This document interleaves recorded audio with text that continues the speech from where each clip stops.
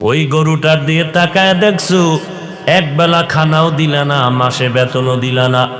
গরুটারে নিয়ে মাঠে হাল চাষ করাও, বাচ্চাটারে এক ফোঁটা দুধও দাও না। ওই গরুটা খের ভুসি আর ঘাস খাওয়ার পরে 20-30 কেজি দুধ, পিওর দুধ তোমাকে দেয়। বাচ্চারে তুমি এক ফোঁটা দিলে না। ওই গরুটা যদি মেজাজ গরম করত, কোনো বনি আদমের শক্তি ছিল না দুধ দহন করে ঘরে আনবে। আল্লাহ বলেন, নজর করে দেখ, এই গাভীটারে আমি তোমার কেমন খাদেম বানায় দিলাম, গোলাম বানায় দিলাম। একটা কুকুর সারাটা রাত তোমার বাড়ির দরওয়াজায় বসে পাহারা দেয়। রাতের বেলা একটা গাছের পাতাও যদি পড়ে যায়, কুকুর ঘেউ ঘেউ করে আওয়াজ দেয়, দিয়া বলে, তোরা যা মনে করো, আমি বাড়ির পাহারাদার ঘুমাই নাই।